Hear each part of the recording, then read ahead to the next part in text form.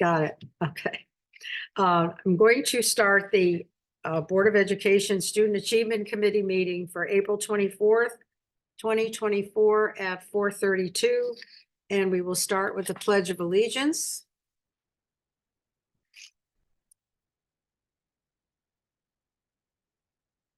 I pledge allegiance to the flag of the United States of America and to the republic for which it stands, one nation, under God, indivisible, with liberty and justice for all. Flags are backwards. Okay, item number 3 is approval of the agenda. I have a motion to approve the agenda. So moved, Lindsay. Okay, Lindsay, in a second. Second. Okay, all in favor? Aye. Aye. Opposed, abstentions. Okay, item number 4, approval of minutes. I looked them over. I didn't see anything. I don't know if anyone else did. So hearing none, have a motion to approve the March 27th, 2024 minutes of the Student Achievement Committee meeting. So moved, Lindsay. Lindsay and Second. Bob? Yeah. Okay, all in favor? Aye. Aye. Opposed? Abstentions? Linda, Linda, Linda abstains. you're abstaining. Okay.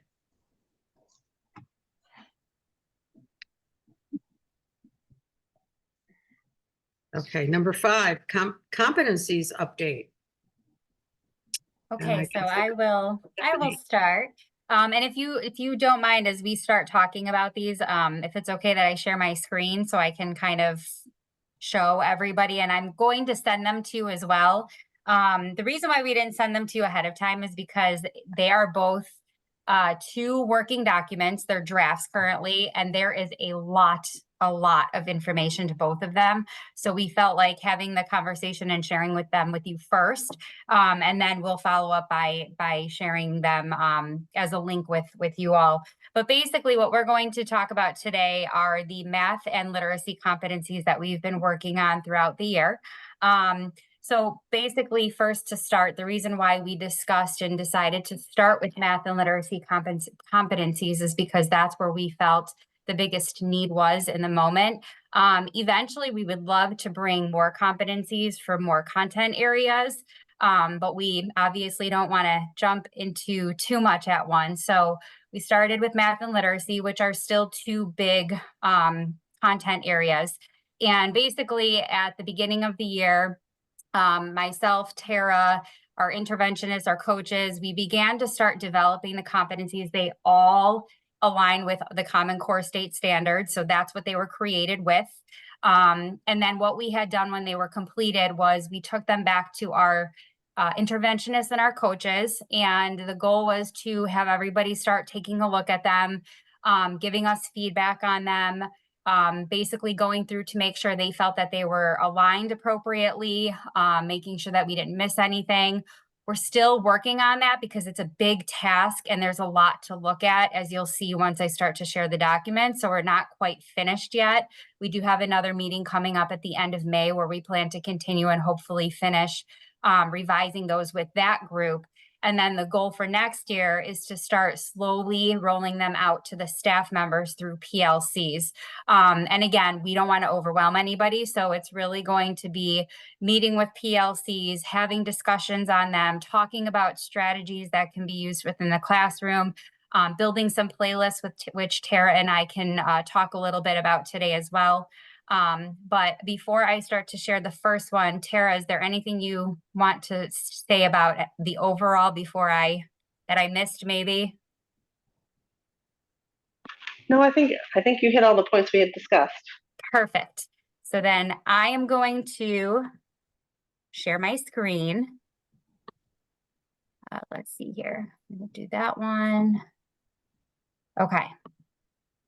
So can you all see that document? Perfect. Yes. Okay, so we're going to start with literacy, and I'm going to let Tara take this one away. So I just did have a thought.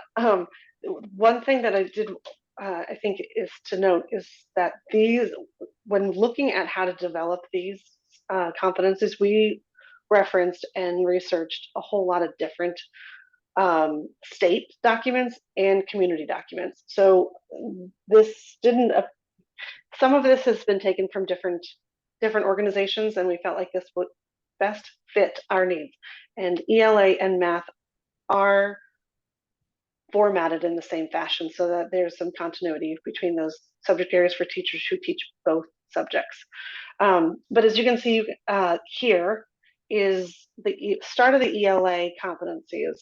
We do have competencies that are going to follow through level 6, just like our overarching competencies, but we began with levels 1 through 4 to start. So this takes us from K to 8. And you know, it's sometimes difficult to remember these levels, but I always ask those to focus on the Common Core standards that are attached to each of these levels. So if you look at, if looking at this whole document, this first starts with reading foundations. It's taken straight from the RF standards, the reading foundation standards from Common Core. And these RF standards are developed all the way through at least 6th grade at the moment, because that's where they sort of exist. Level 4 is still in draft or working form because we have not yet articulated these standards through 8th grade, which will be more of an organic or self-created for our district because they don't exist. But there's also discussion about how far we do go with these. So if you look at level 1, you'll see the competency statement. And then below that is a line or a box that shows the Common Core standards that align to this level 1. So how you read these is, if you look at the first one, it says RFK, meaning that it's a kindergarten standard, and it is standards 2.1. And then the second one says RFK 2.2. So that is a reading foundation standard from kindergarten. So the second portion of each of these standards is the grade level. And you'll notice that this very first level goes through 2nd grade. For instance, the very last standard listed is a language standard, and it says K-2. So it is kindergarten through 2nd grade, and it is the 5th standard of language. What's really nice about the ELA standards, if you're not familiar with them, is that you can actually map a particular standard in the domain through the grade levels, and the expectation and rigor increases. Not so much in math, but that is a luxury of the ELA standards. And in fact, you can map it all the way through 12th grade, which makes writing these competencies a bit easier than on the math side. So if we scroll down, attached to this level 1 competency are learning targets listed as a checklist, in hopes that this becomes a working document for teachers to use when they are assessing students and determining level of mastery in this level with these particular standards. Before we go further into this level 1, does anyone have any questions just about those sections of the document? Tara, can you link the document into the chat? I can't even zoom in enough to see it, unfortunately. Oh, Stephanie, are you able to do that since you have it up? I think so. Let me, If not, I can. no, I'm gonna work my magic and see if I'm able to do that without losing you all. So let me know if you get that. And while we're at it, I will link the math ones as well. Is everybody good with those? Okay, I see people popping on, so that's good. Okay. Yep, got it. Thank you. You're welcome. So after some discussion just for level 1, because as we know, there's a lot of development of reading skills that happen K2, we felt like having one level did not distinguish all the skills that students or learners are going to acquire in those grade levels. So The thought was that we would break out level 1 into further delineated or more specific leveling. So you'll see here that Stephanie has just scrolled down to, is there's a level 1A, 1B, and 1C. Now this part of the document is still very rough draft form. I'm working with the coaches and the interventionist, the reading coaches, or the coaches and the reading interventionist, sorry, to help me really break these down into the specific levels of what a student needs to acquire before they move on from level 1A to 1B and 1B to 1C. You'll notice there's some highlighting there. And the language that we're using, I want to make sure we are using the same vocabulary and descriptions that we have used through our literacy programs that have become our common knowledge and language for this, so that it matches what we talk about from day to day.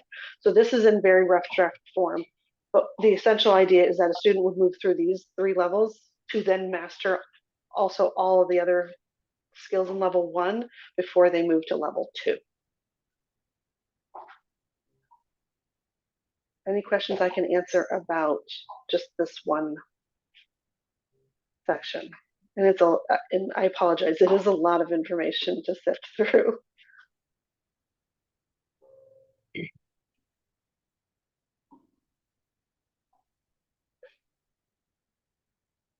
Okay, so moving on, we've chosen all the different major areas in ELA to articulate out through the levels 1 through 4 here. So the next section would be reading literature. And again, formatted the same way. There's a competency statement.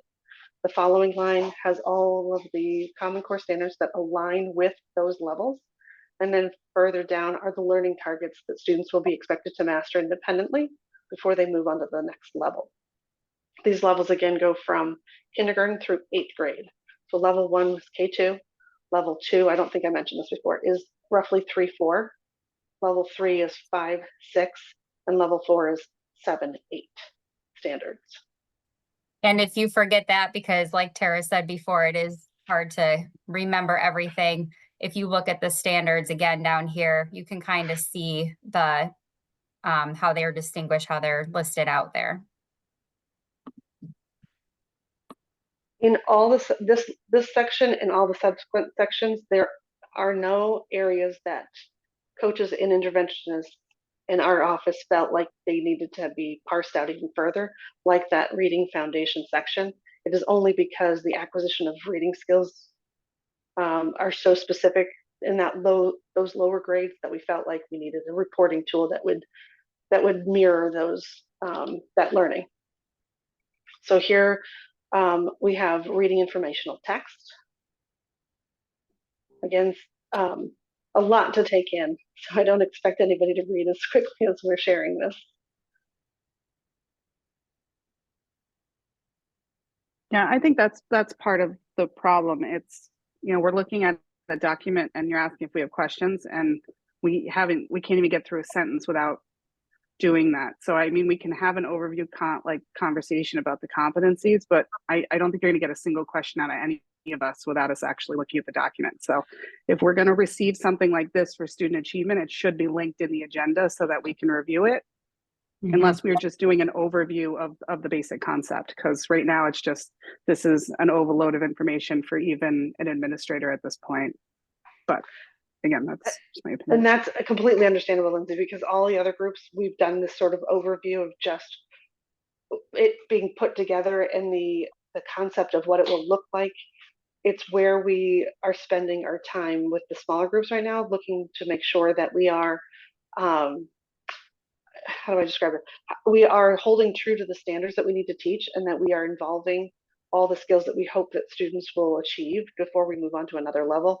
So it's even taking us who work day to day with these standards to really take a moment, dive through. And I will be honest with you, I shared levels 5 and 6 with the English department, and I only gave them 2 pages of their entire document, because it is a lot to read through and digest. And it is a working document, and things will change based on input from both the classroom teachers and the interventionists and the coaches.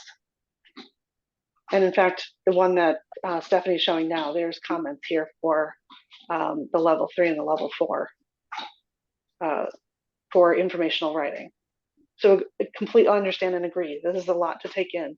And so we wanted to show you what the working document looked like and what it will include. Thanks, Tara. Tara, how do you use this? Great question.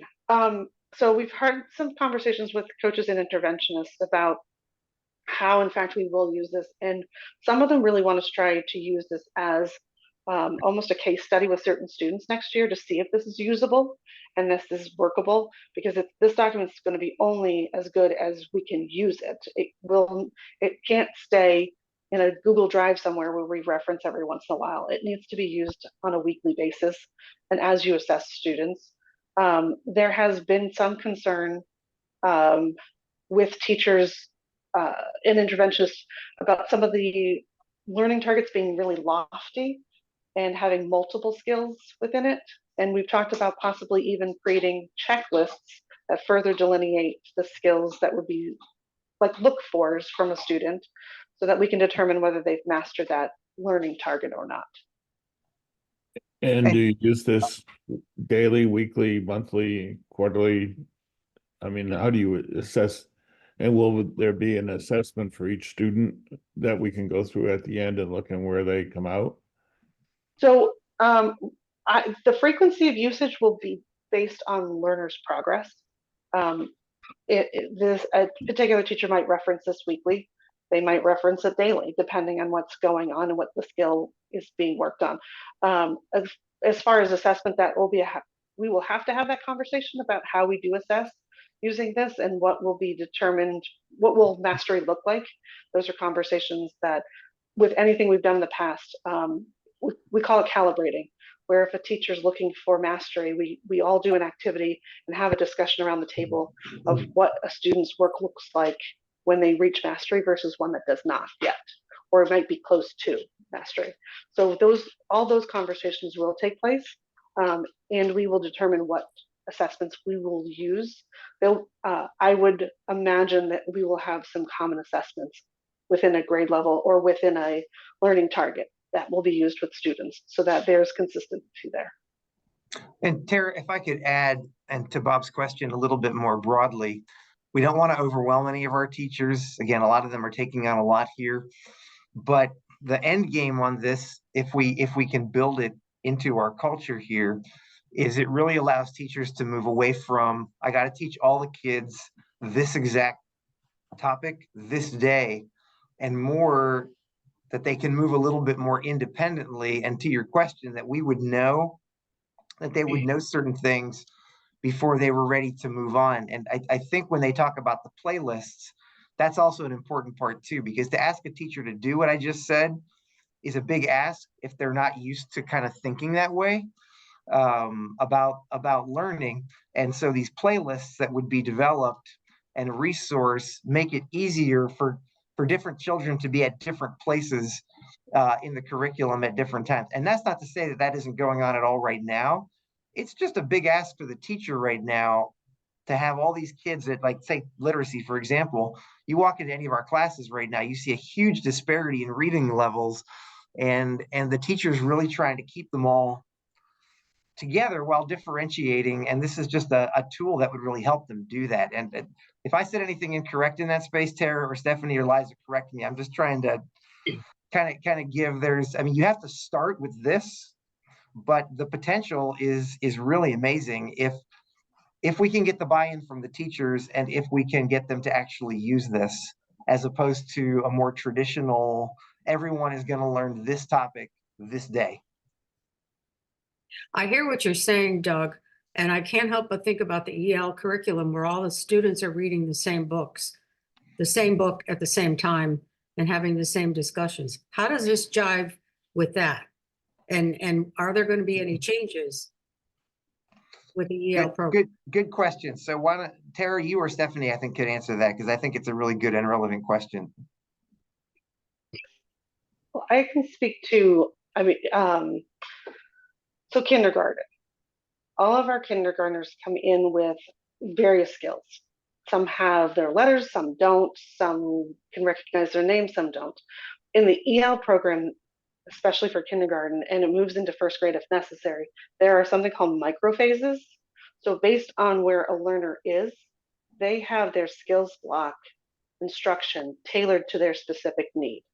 So even within that program, there's differentiation and there is material for where that student is. And so they take a benchmark from the beginning, and it allows any teacher to then place all those children to the micro phase of skills that they're learning.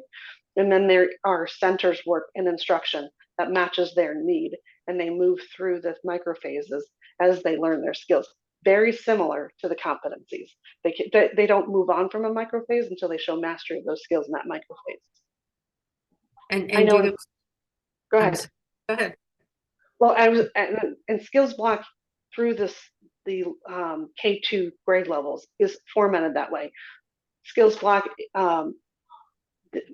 in third grade, skills block is not called skills block anymore. It morphs into something called all block, but within that all block instruction, EL also provides instruction where the student's skills lie. Now, do those skills, those microphases that you talk about, do they align with what you have here? Because I'm going to use some old terminology, a scope and sequence, because Right. that's what you have here is a scope and sequence. When you get down into the details of what the students specifically need to know, do they match with what we have with the EL program? So that's what we're working on. In that one section, that very first section of reading foundation skills, and that where we've parsed out level 1A, B, and C, that's where the interventionists are helping me correctly place those skills so they do match the microphases. But beyond EL, say in like 15 years, we no longer have EL. We have been referencing other materials so that we generally have the scope and sequence for those skills that students acquire as they read. Beyond that, you can adjust the skills block skills based on the student's needs. So there isn't the traditional scope and sequence that everyone must move through at the same pace with the skills block. Now, at the lower levels, K3, and with the EL program, they're more a traditional reading program with the skills, is because the students are learning all that they need to in order to read. But when you start getting up into the upper grades, 4, 5, and 6, are the skills still aligning? Have you gotten up to that far? Are they still aligning? Or do we have a program that aligns with the skills that we feel are important? Well, because EL is also based on the Common Core standards and these competencies are, they should. They absolutely should.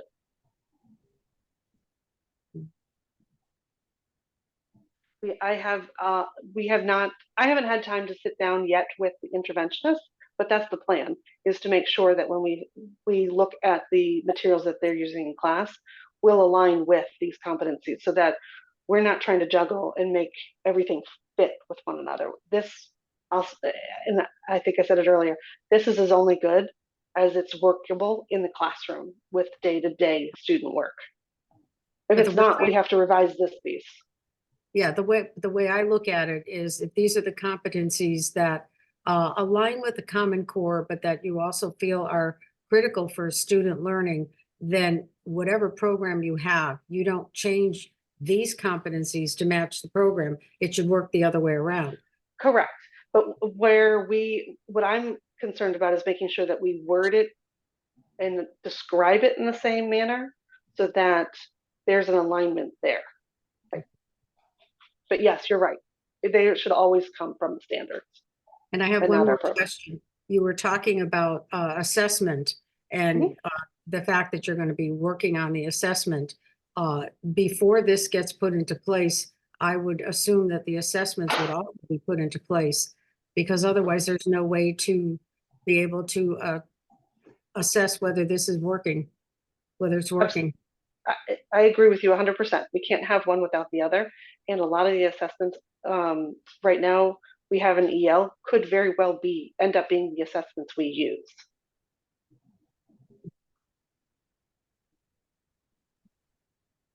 Jamie, I saw your hand up a couple of Okay. times. I'm sorry.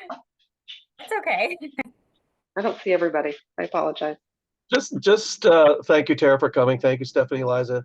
From our own context, I'm looking at it and I just want to make sure, as Bob asked, like, how does it work? Is the expectation that even a lower grade student will be reading these levels and saying, oh, I want to be able to do this? Or is this for the teacher to use as a rubric to grade and then to say, oh, to the parents, this is why they got this? Is it now based on numerical grade? And I just spent the whole day on competency-based education with our PD. Mike Rule, who's from Marzano, wrote New Art and Science of Assessments. He was real big on having only 3 levels. He said there's really only 3 you need, but again, I'm not suggesting how to do it. Is this for the students or the teacher or both? It just It's- seems like a lot for a lower grade student to say, okay, these are all the things that I have to do when Right. you read these. And I'm not a big fan of traditional rubrics at all. No, Way This too is- complex.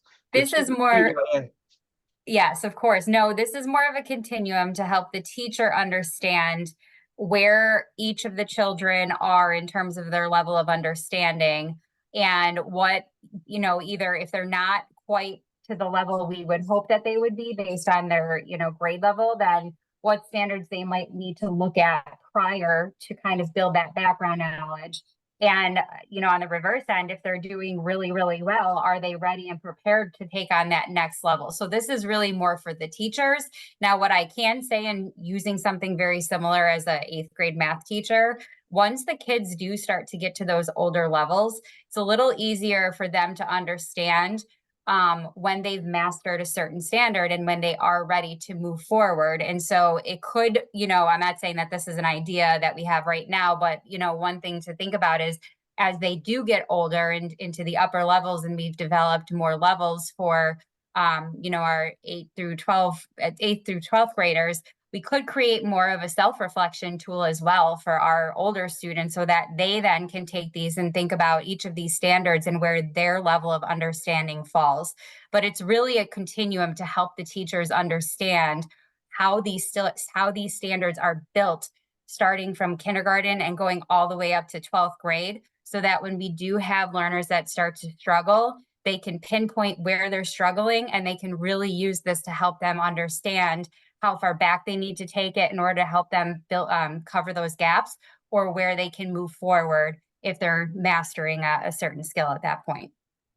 I see the value in this also for the teacher in the sense that all students learn at different rates, and they can let one student progress if they want to now go on to the mastery. A little bit more ownership of their own education. That is the value. I would say 3 levels is enough. I kind of agree with our presenter today, and he's kind of real big on competency-based education. He said this is coming. This is the new way of doing things. As Doug always said, we've done things the same way the last 100 years. He said the same thing. So yeah, I'm in for it. I just would like to simplify it in some ways. If I could add to Jamie, you mentioned the students and you mentioned the teachers. I see another benefit for this if we can get it solidified, and that is communication to parents and families. I feel like sometimes, especially once we cross into upper elementary and certainly into middle and high school, I don't mean just here, this has been my experience everywhere. We stop talking about learning and what children can actually do. And we just start talking about this is their average. They got a 72, they have an 85. And those conversations with parents become somewhat frustrating for the parents. Maybe some of you have experienced this. Even if your child's doing well, you kind of walk away and you don't really know what they know. And I think if you believe in this work, as I know I do, I think it puts more of a premium on learning and less of a premium on grading. And that doesn't mean we're going away from grading. We know that is something that we're going to need to do. But I just feel like whether it's the conferences or just conversations or even just things that are sent home to families in terms of progress, if this thing was embedded, I just see that improving that situation. I mean, just reading that stuff, I wish I had this for my kids when they were in school. I couldn't tell you past a certain level what they really knew. And I was the superintendent. I mean, I'm not too proud to say that. It's just, so anyway, I just thought I had to say that. Thank you. I had another question. If you get through the end of the year or any time in the year and you find that your class is nowhere near where the competencies are, where you anticipate them to be, or half the class is and half the class, what does the teacher do? Well, that's where those conversations are really, really crucial. And I'm not just talking conversations amongst their teams, but I'm also talking about conversations between where the students are going. So for example, if we have a grade 3, if we have a group of third graders that are not necessarily performing where we need them to perform, now using this and developing some of these learning targets, we can really, again, pinpoint where they're struggling and really determine whether or not the if it's an overall skill, maybe there's one skill or two skill that the majority are struggling with, or maybe it's kind of all over the place. Whatever the case might be, the important thing is to have those conversations as a team with your coach, with interventionists, to try to develop that plan. And then if they are moving on to the next grade that next school year, sitting down and having those conversations with that teacher that's going to be, having those incoming fourth graders and saying, I'm just letting you know that based on the data that I've gathered, these are the skills that they're still struggling with. And I think, again, part of the beauty of the competencies are you're kind of helping to pick up from where they left off at the end of that grade, by building those gaps and creating those small groups based on the skills that they really need to work on and focus on. And, there's a way to do that while still moving forward and continuing to teach what you need to teach. And, but it's really that communication needs to be there. And there needs to be that consistency across grade levels. And then I know Liza's going to be talking about student profiles in a little bit, but having something like that, really being able to see the progression from where they started in kindergarten, where they're going, and where they may have gotten stuck along the way, and making sure that we are targeting those areas. It obviously takes a team, but having that team conversation, putting that action plan in place, that's what would be happening. And I would add to that, Bob, two things. One is your question speaks to the current situation we have, even not having these, that happens now. Sure. And it's a challenge for our teachers now. But the other opportunity I see, again, if this was implemented across the board and we could do it, is it could even change the way, in the scenario you described, that the structure changes. So we're not just saying to that one teacher, you got to figure all of this out. And I think that's what Stephanie was saying. It could be that we have a teacher, say, on a grade level who's actually better at helping kids understand one or more of these than others. And we could filter some of those kids to that teacher and kind of rearrange, versus like now where we just say, this is your group and you stay with them all year. And I'm not saying that some of that can't happen now. And obviously we have interventionists that are working with individual learners and helping them there, but we're talking about something that more involves more teachers and more children. I think this also has to do with the difference between scope and sequence and pacing guide, like we were talking about before. If you're talking about a pacing guide and where a child is supposed to be at the end of a grade level, and you just continue teaching, it doesn't, if they haven't mastered certain skills yet, you could keep going and they're not going to get any of that because they haven't mastered a certain skill.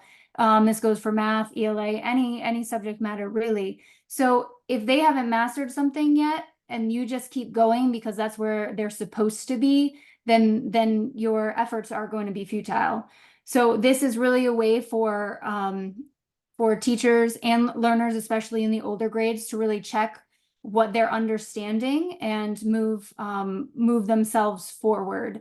And in addition, I think that this will also be helpful as we build out what learners need to do in each grade level, in each area, as we try to make more hands-on learning and try to make better instructional strategies in areas, because we have these check boxes that to focus on when we are implementing new ideas in the classroom.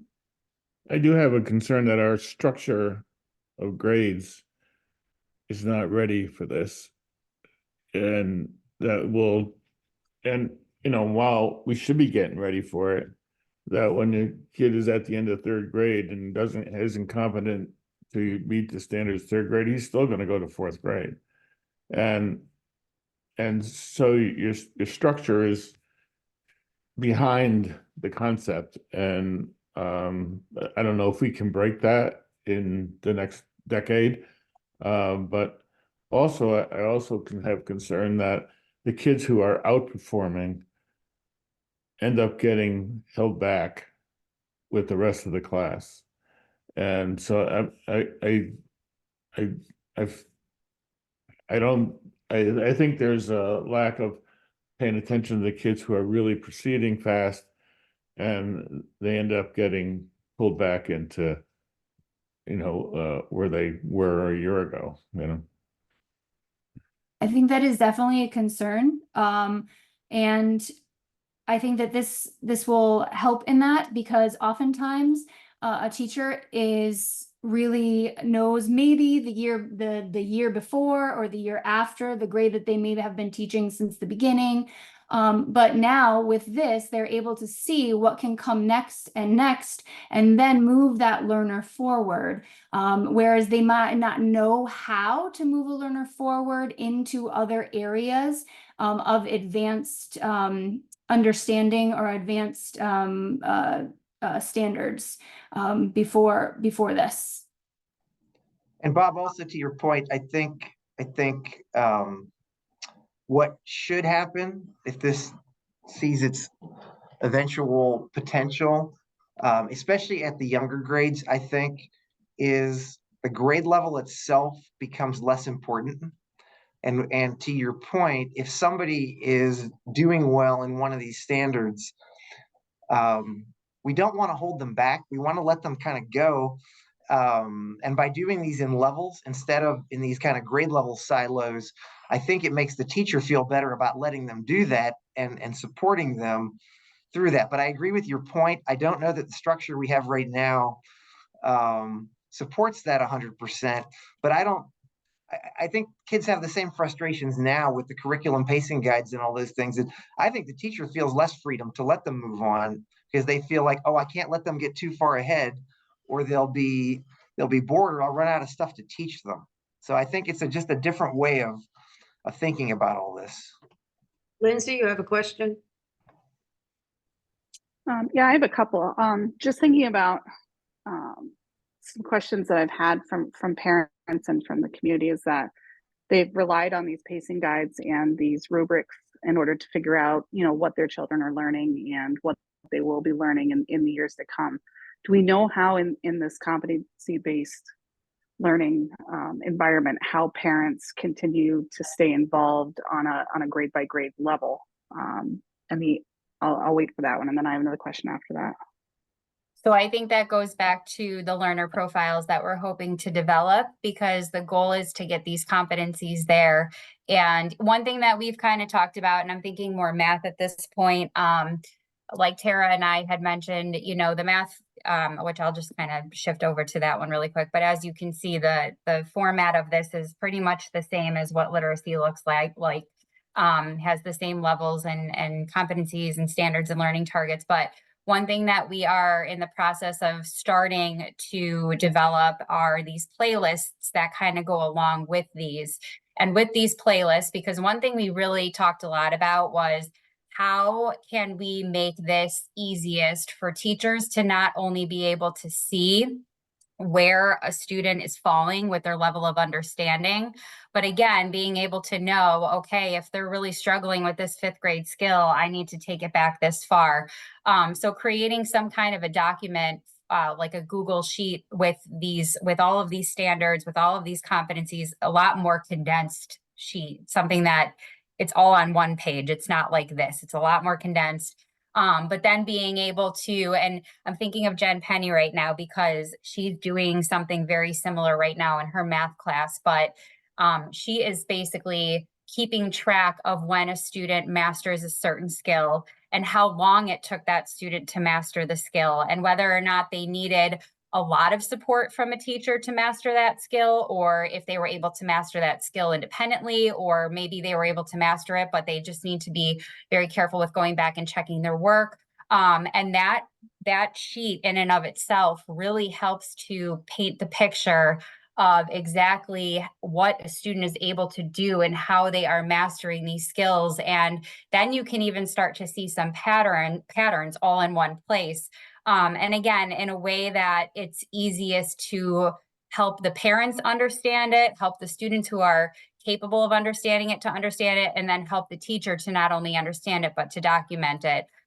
That's just an idea, a thought. Again, this is completely fresh and we're at the very, very early stages. So those things are going to kind of evolve with this. This is kind of that's just kind of the thought. And again, with these learner profiles, that's another way to really help our parents and our students to understand where they are, not only academically, but as you'll hear later, social, emotionally, and college readiness and everything like that.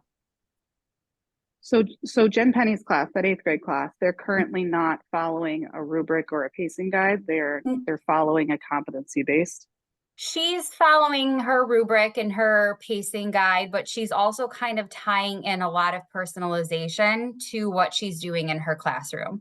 So it's, what she's doing is she's making sure that as the students are going up and, working on their problems and explaining their understanding, their level of understanding, she's not necessarily giving them a grade right then and there. She's more or less having them reflect on how they're performing in the classroom. And then also with her observations, with taking a look at the data that she's collecting, the assessments that she's having them do. She's saying, yes, you're mastering this skill. You're ready to move on to the next skill. But she's still currently using her current pacing guide, scope and sequence. So she's kind of merging the two, if that makes sense. Yeah, no, that makes sense with what my two come home with. I just wanted to hear you say that because that's exactly what was in my head. And I think, you choose Jen Penny because she is probably one of the most phenomenal educators I've ever seen. But I wonder how hard this would be for most teachers that are not Jen Penny. Right. And I think that this is, when you look at how many, full-time educators we have in the district, how many of them can rise to the level to be able to master teaching this type of competency-based learning. That's one thing. And the other thing that I thought, we talk about a lot. We had the presentations come where we looked at what Jen was doing in that class with the students. I think that it would be great for us to see it. I'd love for a few of us to be able to see what is going on in an actual learning environment with the kids with this type of work. It is incredibly hard to give buy-in or get excited about something that we only see, the product of a grade or, some words on what they're doing and how they're doing it. So even if it's just student achievement or a few of us from it, I would love to see, whether it's Jen's class or another class, how all that's working. Absolutely. Tara and I will talk about that, and we'll talk to a couple of teachers and see how they're feeling. But I think that they would be more than happy to have you come in. And like you said before, this is it is difficult for a lot of educators to wrap their heads around. I mean, it was difficult for us to wrap our heads around as we were sitting there and researching and trying to, develop the draft. But as we said before, this is not done. Our plan is to start bringing this to teachers because we want their feedback. A lot of what I was talking about with the Google Sheet idea, that came from the conversations that we had with our interventionists, because one of the questions was, well, how are we going to be able to make sure that we're keeping track of what skills our learners are mastering, what they need to go back and review. So out of that came a discussion of what we can do. And that's the hope with going into PLCs next year, is really having the conversations with our teachers and asking them, okay, you have this, tell us what your thoughts and ideas are, tell us what your questions are. And that collaboration is really important for us because it really helps us to then take this and make sure that it is something that is usable for them, make sure that it's not going to feel like an extra thing they have to do, because we don't want it to feel like an extra thing. They're already teaching these standards. So it's really nothing new. It's just helping them to really understand the continuum of where the specific skill that they're teaching, where it's coming from and where it's going to, so that they can better personalize that instruction for the student when they are getting to that point, no matter whether they're struggling or if they're doing really, really well with it. So those conversations are coming, and we're hoping to continue to build this into something usable for them. Because the partial concern I have on it is, you know, we are trying out these different forms of teaching in certain grades. But it would be good to know how that 8th grade class is going to go into algebra or integrated math next year, and how they're going to be supported if they've been learning in an environment like this, and then they're going back to a normal environment of well, not normal, but the former level of understanding of what they would be doing in algebra and integrated math at that point. Right, understandable. Linda, did you have any questions or thoughts? She stepped away for a second. She'll be right back. Oh. All right, I just wondered because she's been quiet and she usually has enough to say. Okay, we can move Yeah, on. I'm here. Oh. I'm driving, but so I'm listening, and I guess I'm a little frustrated because I certainly probably would have had questions and comments had I received it ahead of time. And I understand from your perspective why we didn't, and that's 6 of one, half dozen the other. But I know that as a board member, I would feel this would be a better use of my time if I was able to come in with the information, so that this could be less of a one-way presentation and more of a give and take kind of conversation about what we've seen. So but thank you. But yeah, and again, I think there's validity to both approaches, but that's kind of where I am right now. Thanks. Okay. Do we want to move into math? Or if not, one of the questions I have is a math curriculum was developed not too long ago in the district, and it was a fluid curriculum. It wasn't static. And how is that fitting in with what you have now for competencies? So when we start to develop and Tara, feel free to chime in whenever.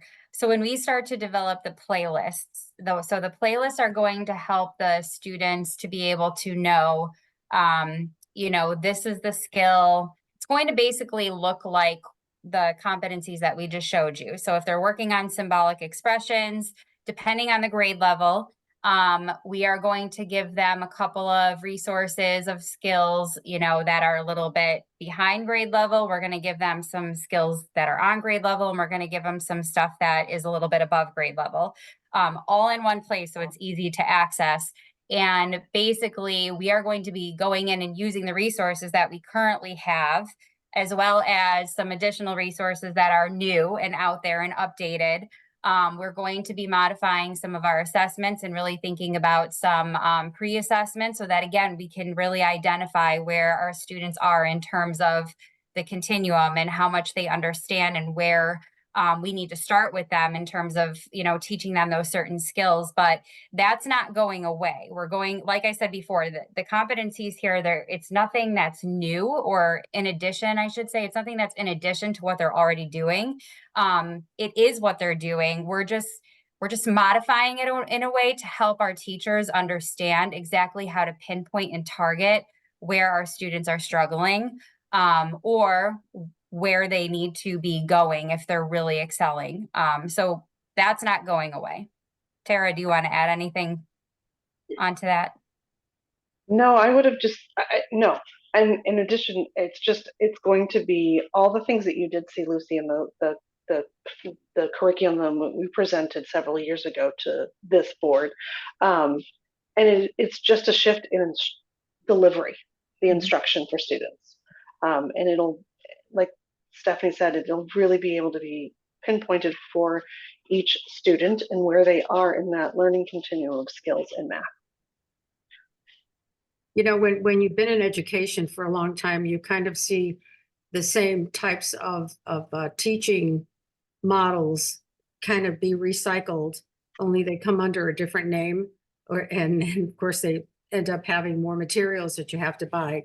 I think the manufacturing companies must have a good laugh on this, because they just keep on revising and sending out the same stuff. I look at what you're saying, and I personally don't see it as something that's really significantly different than what teachers should be doing. Having taught in a self-contained class with 4 grade levels together, that's exactly what you did. You know, you never pigeonholed the kids into the grade levels. You put them where they needed to be, and you didn't have a timeline.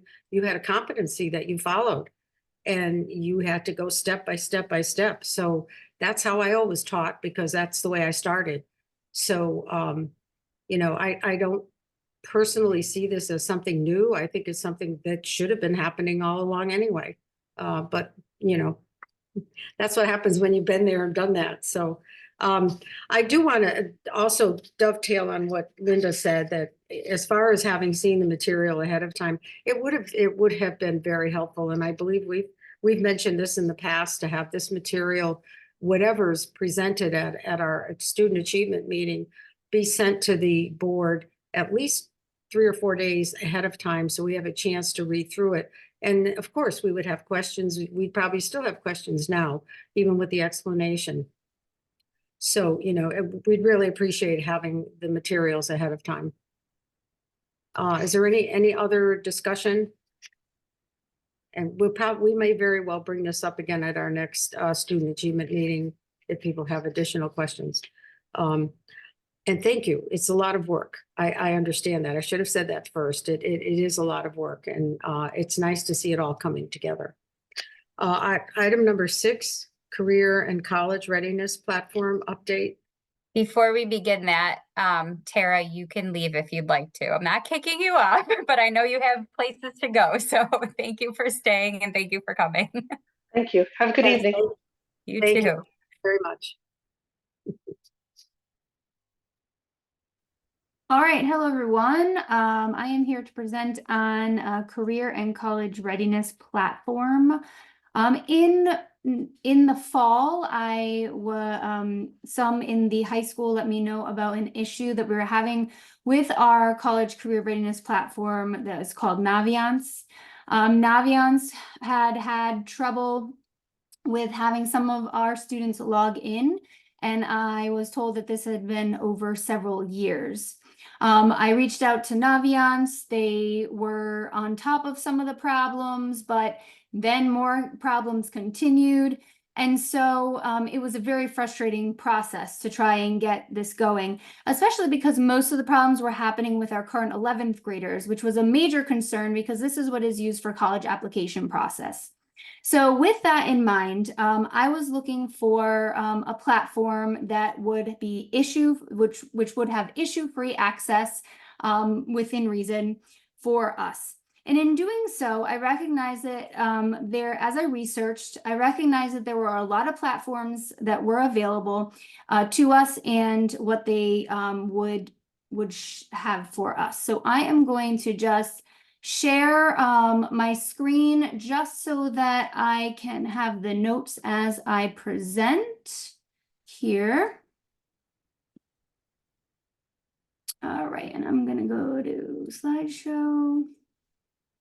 All right, so as far as the title of the page, I just showed you School Links implementation. This is our implementation process. Lindsay, did you have a question? I see your hand up. I don't know if it's been up, or I just want to make sure you don't.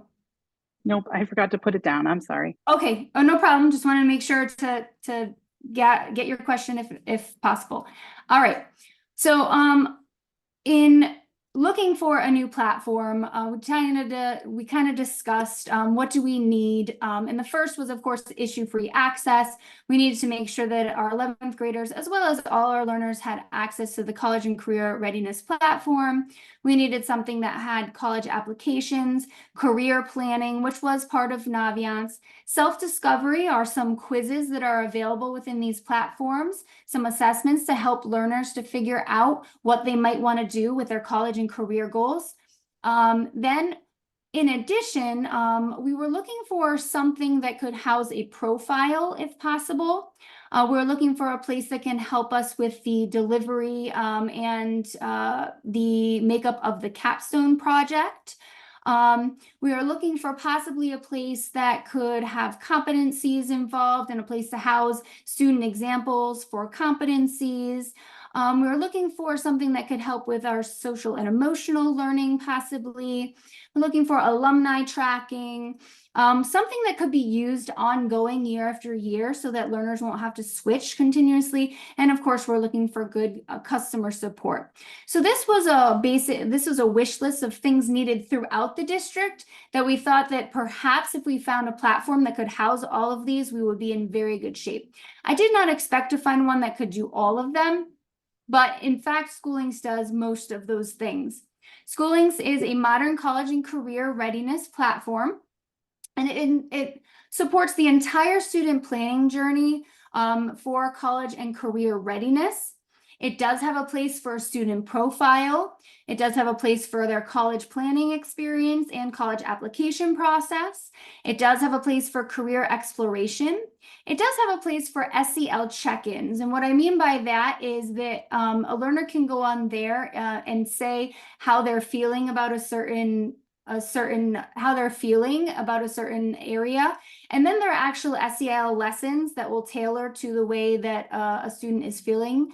It is also a way for them to communicate to their advisor or another teacher to let them know about any SEL issues they may be happening, social and emotionally.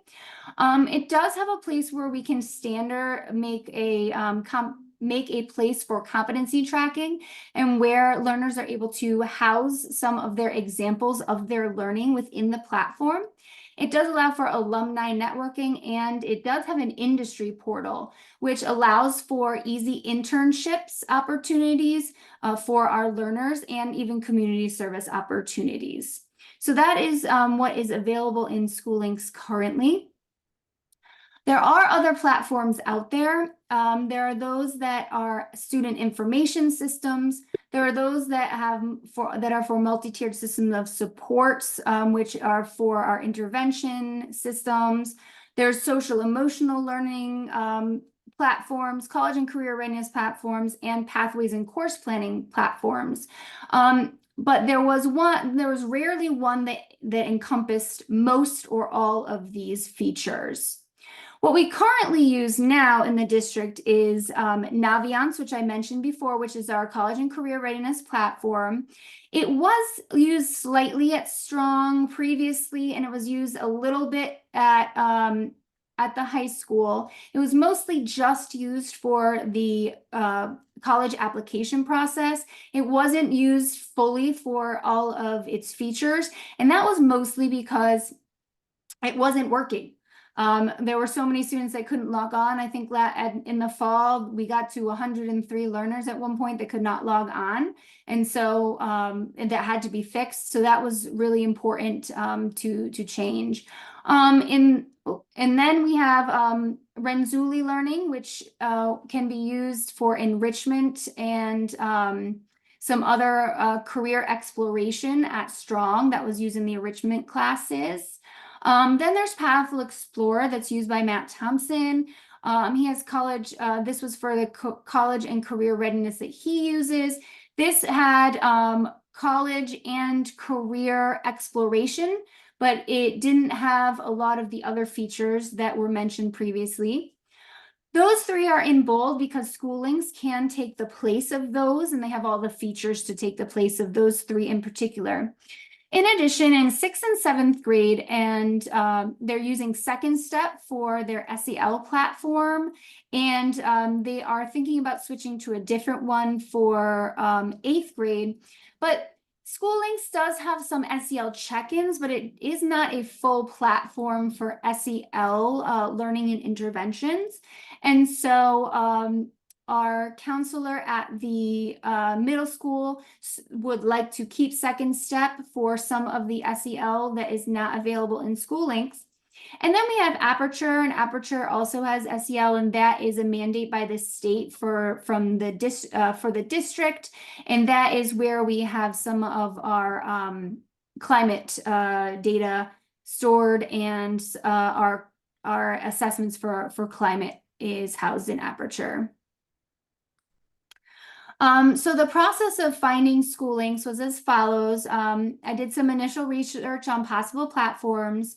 And then I also, in addition, collected the district information I presented before from various stakeholders about what they were using currently, how it's being used, and something that one might want to use in a platform.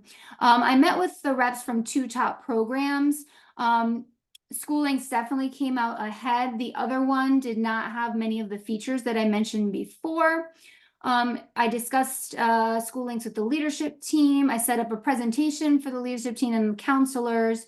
I requested feedback from the leadership team and the counselors. I also presented this at a Connection Strategic Action Team meeting, and the Connection team members gave their feedback on the platform. High school counselors spoke with districts already using School Links to vet the program and see how it was working for them. And then in addition, we talked to teachers, a few advisors who might be interested in helping to roll this out. Then a draft implementation plan was created to see how this could play out and see if it would really work in the time frame that we needed to start using it. Then we discussed with our technology team how that could be used in the district and what supports they might need. And then once that was all in place, we began training counselors in the college application process, and then also Matt Thompson in the career readiness areas.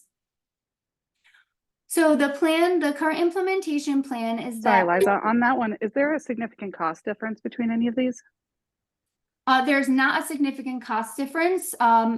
If you notice that there were 3 programs that were being used that are going to be replaced, so that makes up the difference in the actual use of the program. There was an added cost for the extra trainings that would be needed, and that is the one-time cost that came from professional development. Okay, thank you. Okay. So for the implementation, one of the major concerns was the college application process and making sure that our current 11th grade students are able to apply seamlessly in the fall. We are going to ask that current grade 11 students be onboarded in May.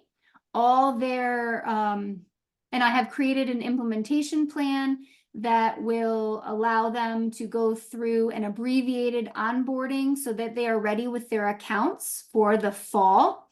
And their advisors and teachers will also be aware of this new platform through those trainings that I just spoke of. Also, School Links has a very good professional learning hub in their program where a teacher could or student can look and see exactly how to do something. There's a long list of those videos available on how to do something, so that if a teacher does not know or student does not know, they can look there. Then in September for the new school year, we will look at implementing this in grades 6 through 11. The current 11th graders now will be 12th grade, so they would have already been onboarded to ensure seamless college application process. There's also something I did forget to put on my slides, which is really important. And this is that there are also parent accounts to this. And so a parent account will be able to see their child's profile, will be able to see the college selections that a child indicates that is their top choice, and their careers. So there is a parent side to this that will also be implemented in September, that a parent can get a parent account to their child's SchoolLinks profile. I said, So- I always like to know if the students have looked at this in the development, and have they had a role that have the current seniors been able to look at this and say, this is much better, this is worse, this won't work, this is why. And are there any, just giving it to the 11th graders, they haven't seen anything else probably. So, is there any check with the current seniors as, is this a better format? So I did have a lunch meeting with some 10th, 11th, and 12th grade learners. This was a few months ago, and I did discuss with them what they wanted in a platform and their use of the current platforms that we have. And so that was definitely indicated in my slide that discussed what we need and what the current ones that we are using. So they did not specifically see this platform. What they did do is they gave me a list of their wants and concerns. And so I used that to make sure that we had a platform that would meet those wants and those concerns. As I mentioned, there were not many other choices that came to the degree of SchoolLinks. The other one I mentioned was only college and career readiness. And then we have a few other platforms, but not ones that totally encompass everything. So it was slim pickings when it came down to actually meeting the wants and concerns of the learners, the counselors, and the teachers that I spoke with.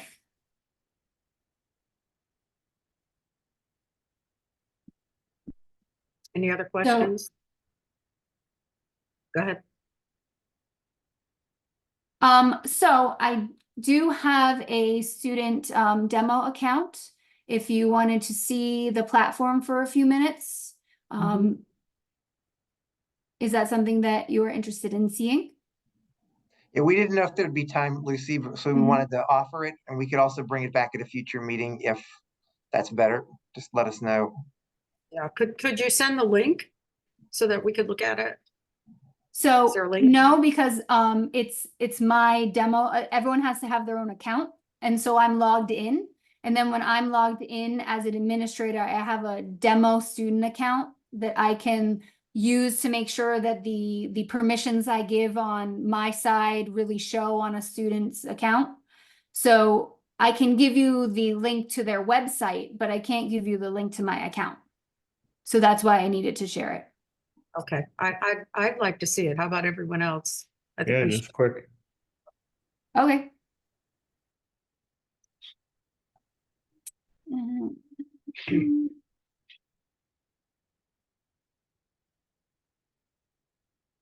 Okay, so when a learner logs on, this is their dashboard. This is an 11th grade student who I named Mariah Carey. That's my demo here. So what they will see is any new things that are happening in SchoolLinks or things that might relate to their interests. This I have not done much with, so this is just a standard menu on the side. So there's nothing that really is good here, but it will tailor to what the learner chooses throughout their assessments. So here we have different things that I have assigned. For example, they have to do a couple things for May 3rd. I'm introducing this soon. They have to do something for May 3rd, and it is, they have to log on, and then they have to, when you log on, there's an assessment, would you rather? And so this is something that they have to do. For example, it's very, very easy to navigate, which I really like. This is the dashboard. They see what they have to do. They click on it. They go to feature. And then here is how to explore careers. I've already been on here. So, and this is the Learning Hub where they can do that. Let me go back home for a second. So they go to the feature, how to explore careers. If I click on this, read through this, and then start the task, there's a video introduction about how to explore, how to do careers. I have to watch it before I can go on to the next thing. But then there's a link and there's survey at the end. Once you're done with that task, it will show that it is complete on the dashboard. And then I can go to my next task, which is go to feature. And here's one of the surveys of would you rather. And what it does is it helps you to see which career cluster may match your interest. And so they will show you 2 different activities, and you will tell which one you most enjoy doing between them. And that will give you a career cluster that you may want to explore. And then for the next week, it is a top skills assessment. What this does is it tells you if between 2 different scenarios, which one is more like you, and that will give you your list of top skills. These are all geared towards helping you to recognize what career you might be interested in. And then you can go to the Career Center, and here are a bunch of different careers that you can look at. So it also gives you the most job openings in Connecticut. This is updated quarterly.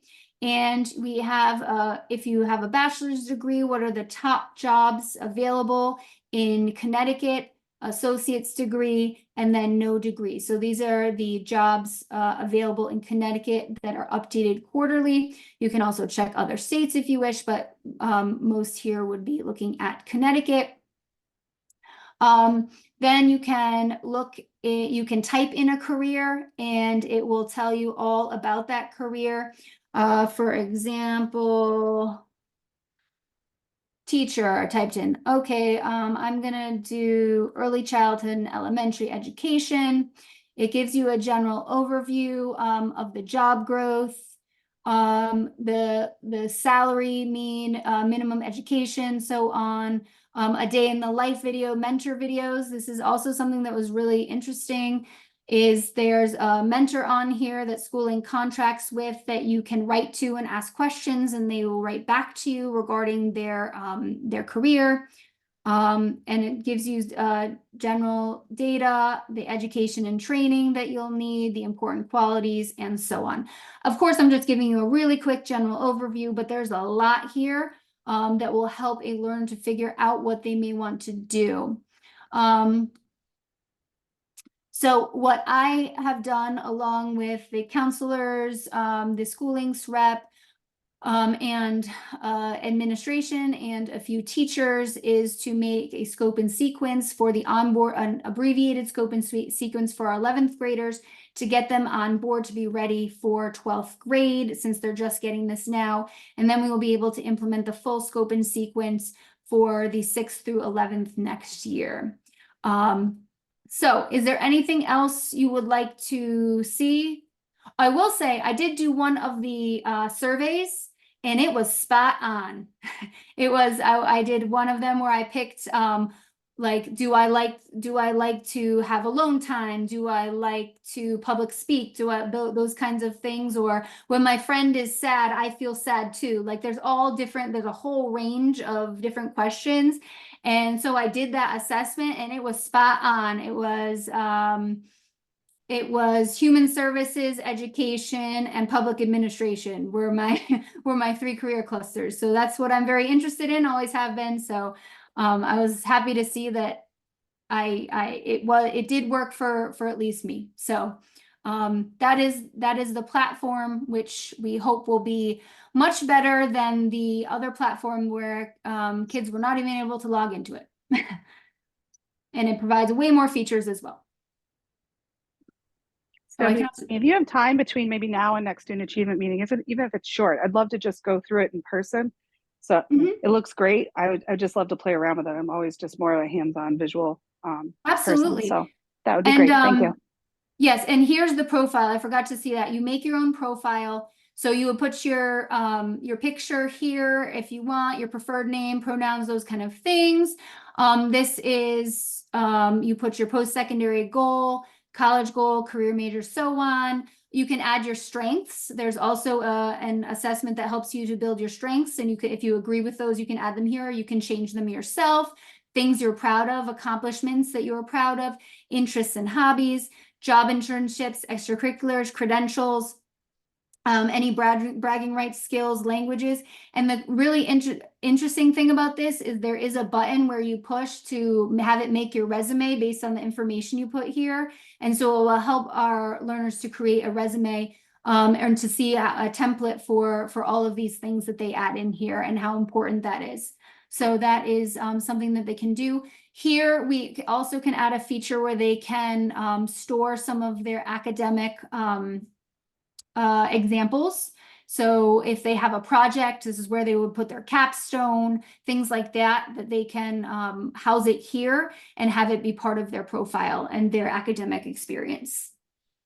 And then teachers in the following year can also see this profile, and they can also see their academic, they can also see their any work that they have put in their profile, so that they can get to know the learners better. That's one of the main focuses that the connections team was working on, is how can this help the connections for teachers in the future. And that's one thing that this can do by having this profile that teachers can look at and then say, oh, this person coming in likes soccer, or they got an award in this last year. Let me connect with them based on that kind of thing.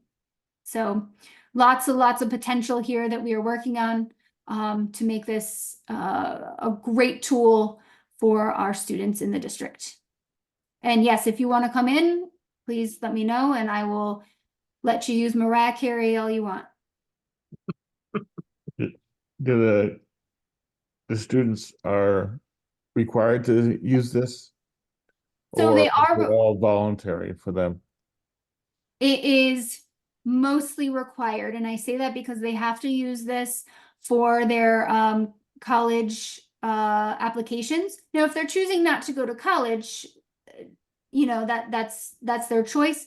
But this is used for that. It will be presented in advisories, and this will be part of what the advisor is going to check up on. So it is pretty much, yes, required. How in depth they go in this, if they choose to do every single assessment on this, or whether they only choose to do the 3 that are assigned, that's their choice. But yes, they do need to use this for their college and career readiness. Matt Thompson is going to be using it as part of capstone process. So at least parts of it will be required, yes.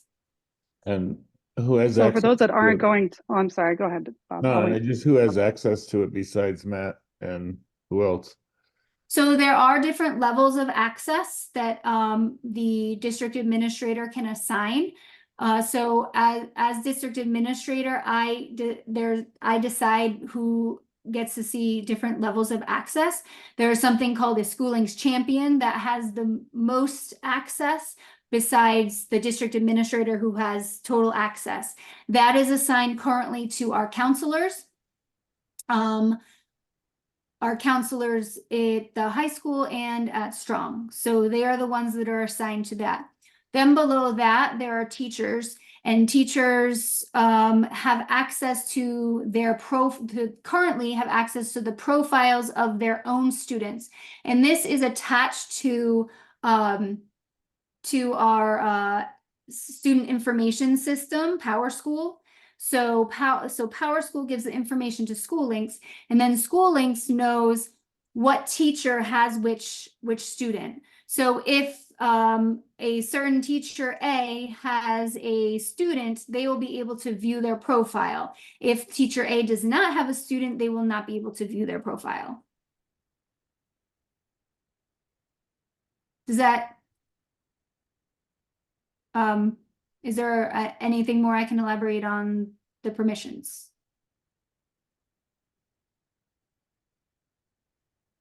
No, I don't think so. Okay. Other questions? Interesting. So we had Amy? said that the ones that weren't required to use it were the ones that weren't going to college.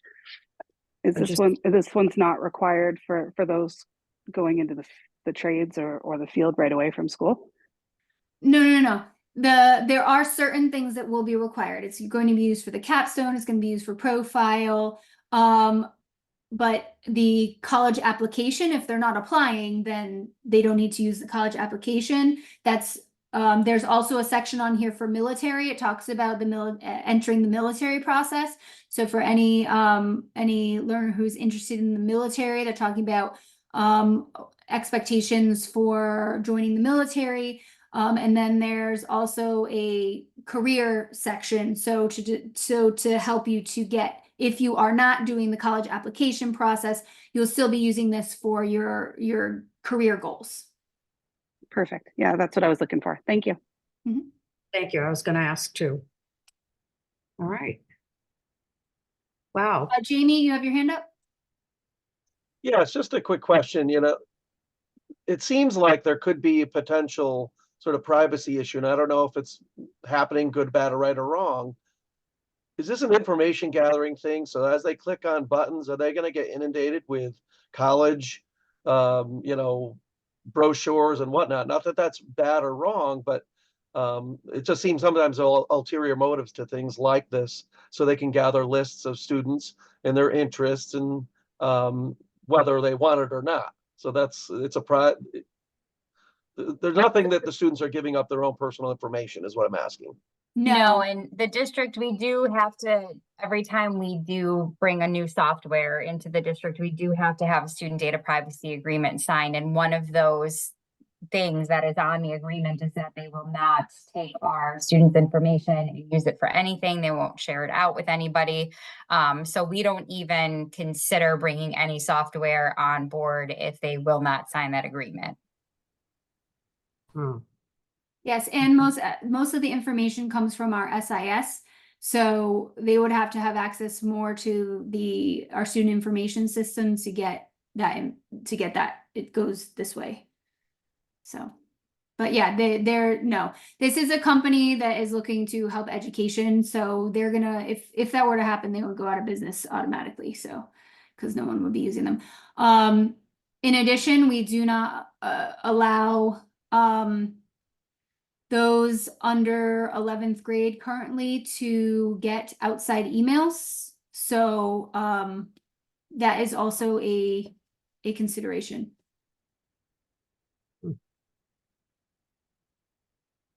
Okay, I any will other stop thoughts? sharing. Questions?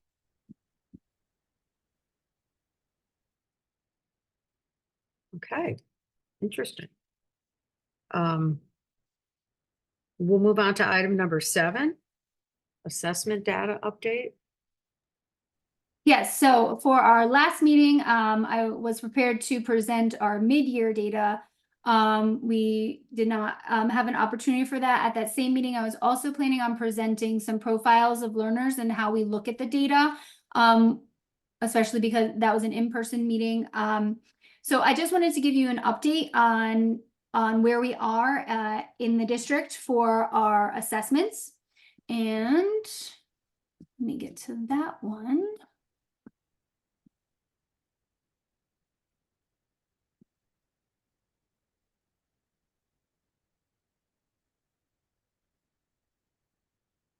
So the assessments we have used in 2023-24 are listed here on this screen.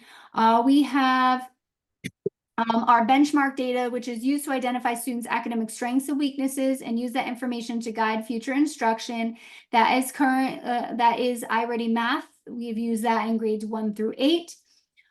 The The middle school used an interim assessment block in grades 6 through 8 this year in both math and in ELA. That is given from the state, that corresponds and helps helps benchmark kids towards the what they may see on the SBAC. There is a math benchmark used in K to see their math skills coming into grade K. There is a DIBELS, which stands for Dynamic Indicators of Basic Early Literacy Skills, that is in K through 5, and that is given 3 times per year. The third of which will not be until May because of SBAC window being April into mid-May. Then there is the PAST, Phonological Awareness Screening Test, that is in grade 2, and the EL benchmark assessments K through 2. So those are the benchmark assessments that are used by teachers and student assistant teams to ensure student learning, see where they may need to grow in certain areas, and to guide the instruction in those areas. And then we have our summative assessments, and those summative assessments are to evaluate student learning at the end of instruction and compare it against a standard. That is what is used in the state accountability system. That is the SATs in grade 11, the SBAC in grades 3 through 8, the NGSS in grades 3, 5, and 11. And then we have the last links for our ELL, MLL learners. And then in addition, this year, we are also selected for NAEP, which is our National Assessment of Educational Progress. That is a country assessment where certain schools in certain districts in certain states are used to decide the national progress. So 4th graders at Lyman and 8th graders at Strong were selected to participate in NAEP. That was given in March, the February-March timeframe. That is run by a particular person at the state who comes in and makes sure a strong testing, a secure testing environment for that. And then what happens is they take a sample of the learners from a sample of the districts, from a sample of the states, and then they put them all together and compile the information that is deemed the National Assessment of Educational Process. So those are the assessments that have been or are going to be given this year. Now, I wanted to update you on some changes that we are looking in these assessment areas. Excuse me.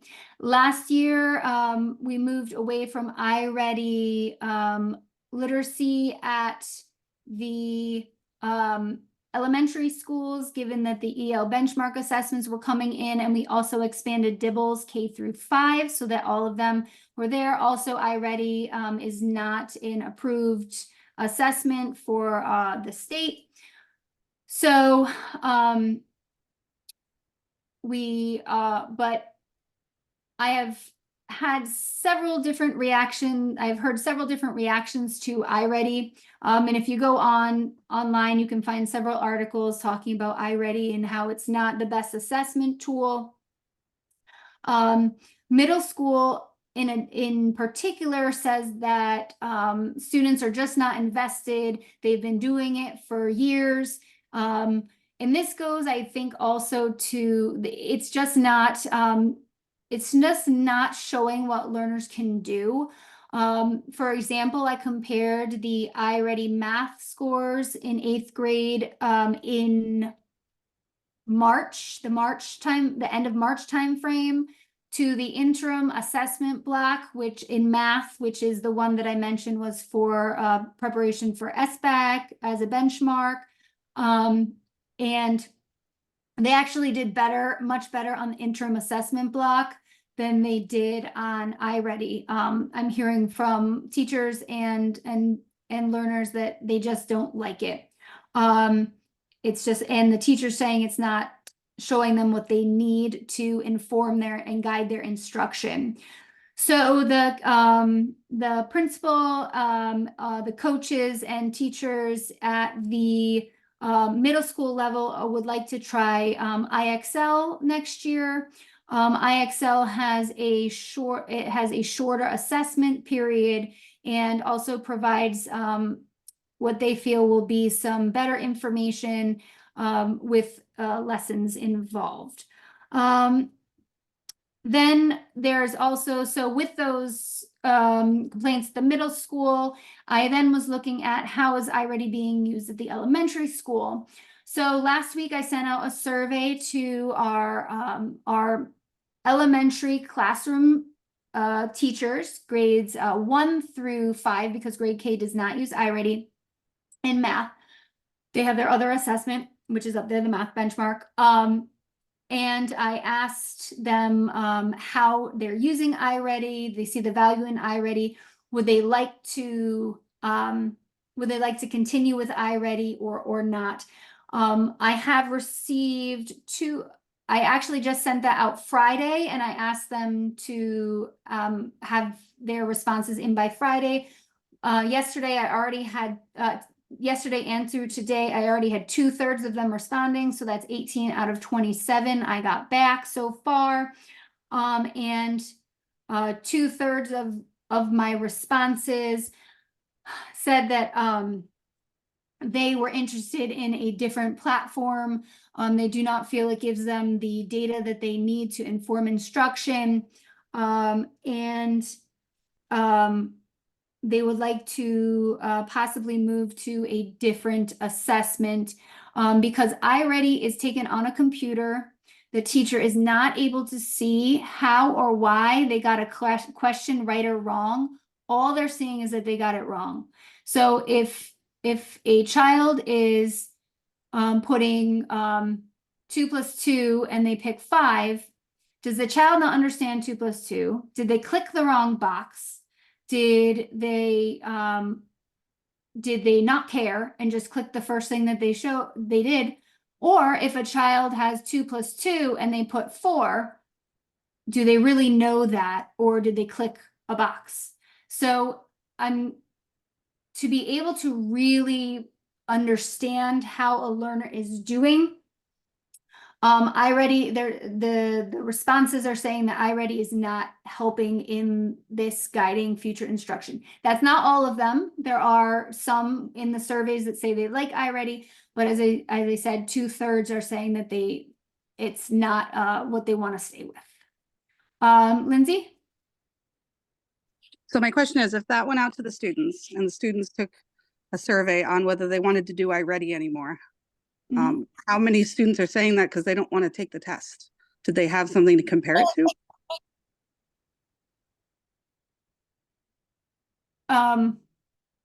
You're saying if we polled the students? Was that polling the students or was that the teachers?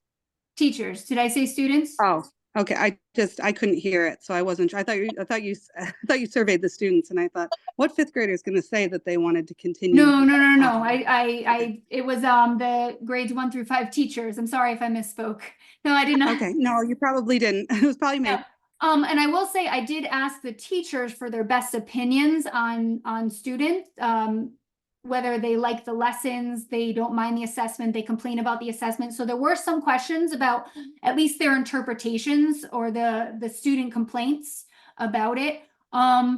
Most said that students complain sometimes about the lessons, but they complain usually about the assessment. So I did ask for that feedback. And of course that is secondhand, from the teachers, not directly from the students, but that was part of the survey. But no, I did not ask the students if they wanted to continue taking the test. So thank you. yeah. Let me see. So we are looking into Forefront, which is an actual interview-based assessment, which will allow a teacher to see how or why a learner is getting something incorrect It is about 3 minutes per child, and it is within it tests all the domains. That is something we're looking at, and then we're looking at some other programs as well to make sure that our teachers have the best benchmarks to help them guide their instruction. So that is that. Then we have we are looking to make sure that our intervention staffing is where it needs to be for the learners that are not growing as much as we would like, to make sure that they're getting what they need to be successful. We are continuing to review the SAT student assistance team process, continuously looking to make sure that that process is helping us to identify those learners who need assistance in certain academic areas, domains, microphases, whatever area they need. And we did not talk a lot about math, but Stephanie did mention the pathways, and these math pathways in a grade level will help us to have a teacher be able to use the standards from previous years, so that if on a benchmark that they are showing that they're not that strong in a certain area, that teacher will be able to go back. Maybe they teach third and it's a first grade skill that the child needs to review. They'll be able to identify and see what will be helpful to that child to help them with that skill. We are also, it is now state mandated for PD and play-based learning. And this will help to support learners in executive function and instructional, and teachers in instructional strategies, so that they can have more hands-on learning, which can add to improved learning outcomes. And continued leadership support and use of data at the school level, and schedule changes to allow more time in reading and math. So those, looking at the benchmarks, making sure that we are continuing to improve the learning for our students. We are looking at those items continuously into next year. So that brings me to my update. And then in addition, the data for, as I mentioned, DIBELS, which was one of the 2 benchmarks I had in the mid-year, will not be available until May. And iReady is just up on the dashboard. So on the data dashboard. So I do have some raw iReady scores, but I'm asking specifically what you were looking for as far as presenting and supplying the data. I did want to say I read the email regarding a drive to house data and it being raw data. I just want to say some concerns about that with our new system for posting everything to our board agendas. It's not a matter of that we don't want to share, but it is a matter of that there's maybe no context or understanding behind some of the figures that I may present. That's why I like to present them. If this were just to be posted to everybody on the agenda for the public.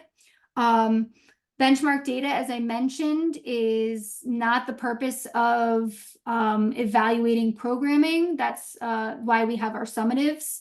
It's really to guide instruction. And I know in the past that has been used more in a summative way, presenting the data as showing in more of a summative way. But it is not a secure testing environment. It's low stakes, and there's no context really to the data, putting it out there as linked.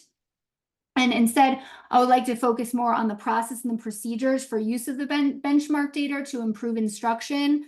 The summative data, on the other hand, the purpose is to evaluate programming and instruction. It is a secure testing environment.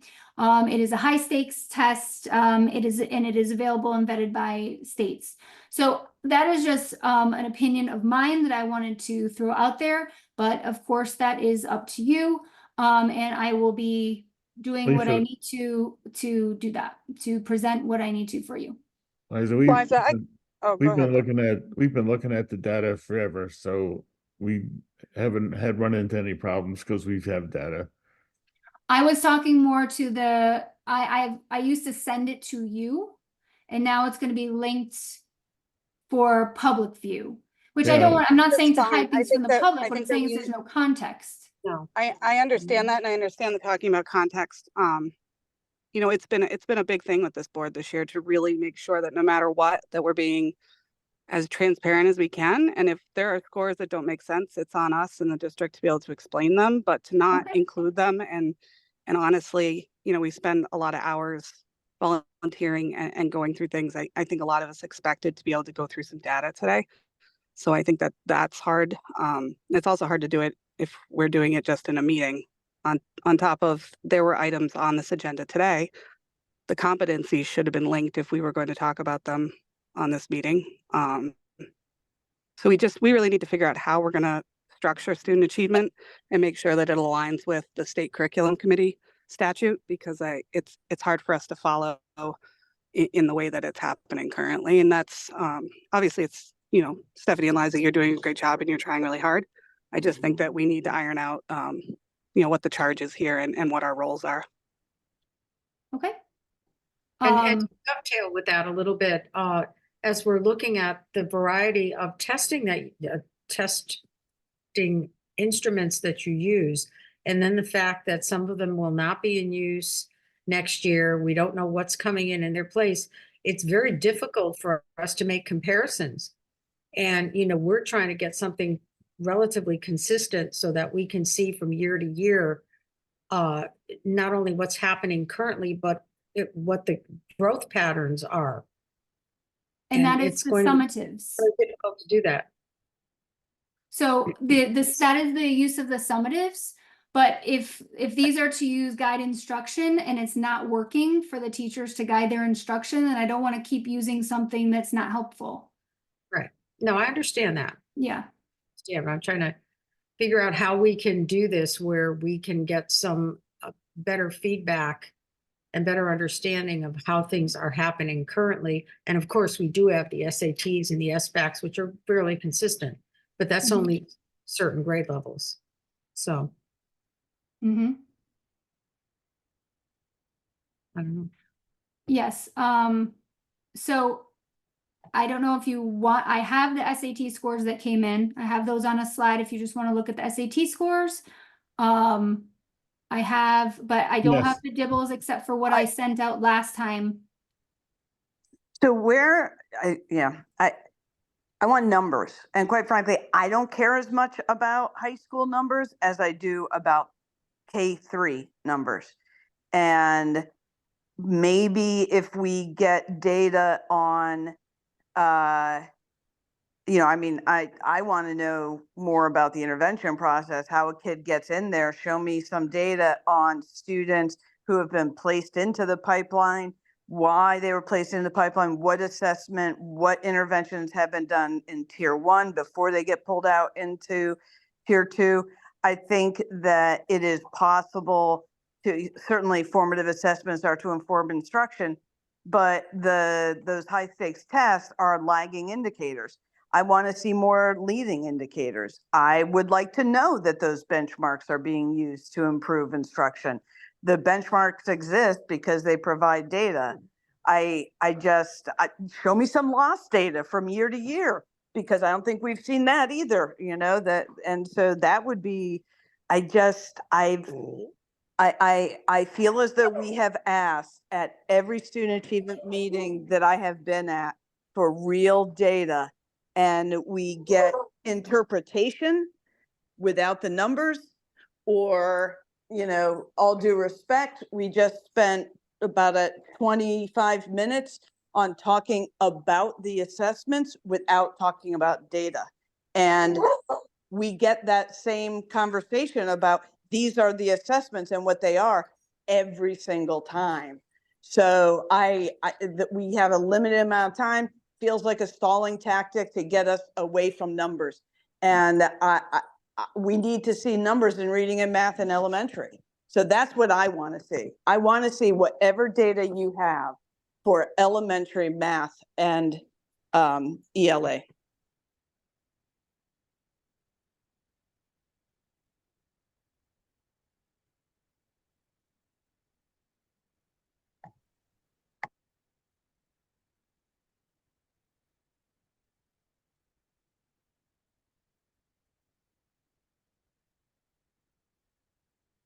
Lindsay, you have your hand up. Lindsay, you still have your hand up. I Sorry. don't know if you can talk. I keep picking out. I don't have my hand up, sorry. Oh, and I don't know how to put mine up. Okay. Okay, so do you have some data that you can show us? Yes. Well, I have what I sent last time, and then I have the SAT data. And let me find.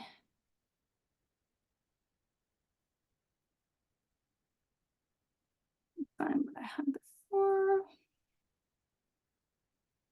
Where's it?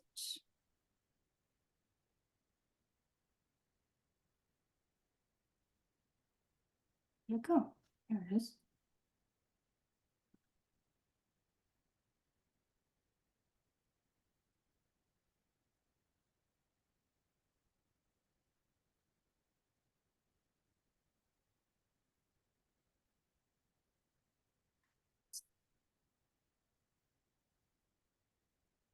Mid-year, middle year, here it is. All right. Sure. Okay. So this is mid-year for, let's start with DIBELS. DIBELS is the indicators of basic early literacy skills. And this is what I had sent for our last meeting. Let me zoom in.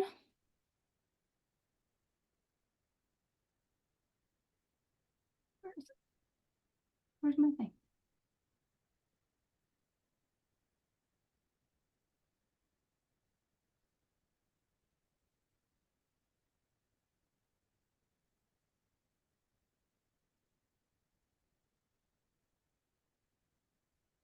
So this is through January.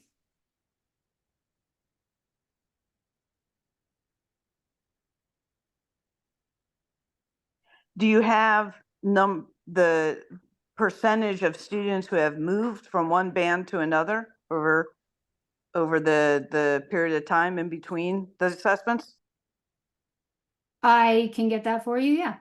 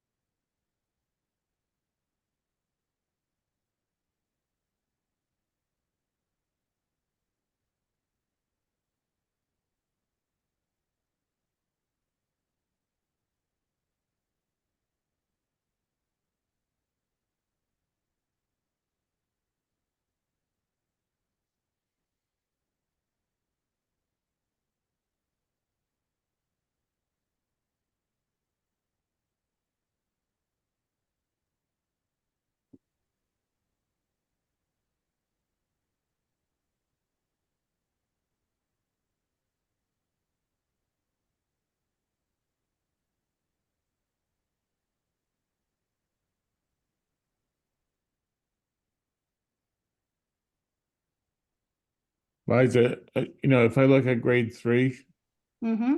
it just indicates that we've gone backwards from the beginning of the year to the mid-year, in terms of achieving the benchmarks. Correct. That is what this shows. And so we have looked at to why that may be and to provide the services that are needed in that area. That is also SAT is a school-based process. So if you would like, I can absolutely get a principal here to explain their SAT process. I don't know that they have to come in to explain it. I imagine it's written down somewhere where we could just read it.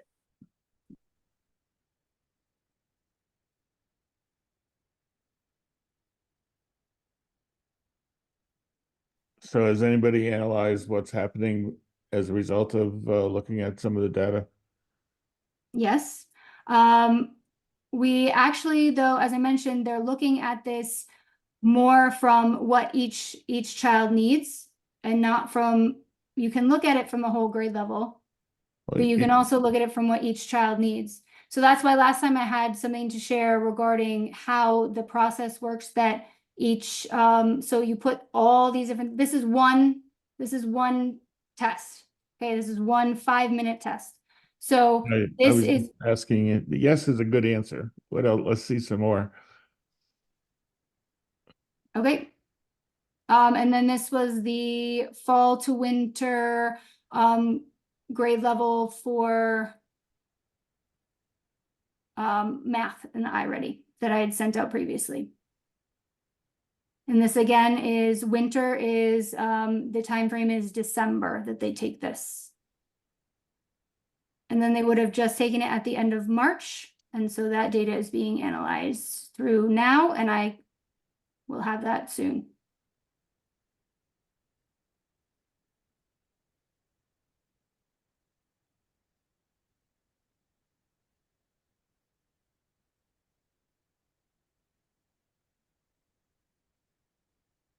So what did you figure is happening in third grade? Excuse me? What do you So think a is lot- happening in third grade? A lot of what we realized in having conversations with our teachers, with our coaches, a lot of our students in third grade were still struggling with phonics, with having a lack of that phonics instruction. And when we shifted to the new program, there is not a phonics part component for third, fourth, or fifth grade, because at third grade, the hope is that our students are where they need to be and they don't really need that kind of support anymore. So what we've done since the middle of the year is we have started to, I will say that the teachers did start to use this a little bit of the skills block from grade 2. They did start bringing some of that into grade 3 based on the needs of the individual learner, because not all of those kids need that.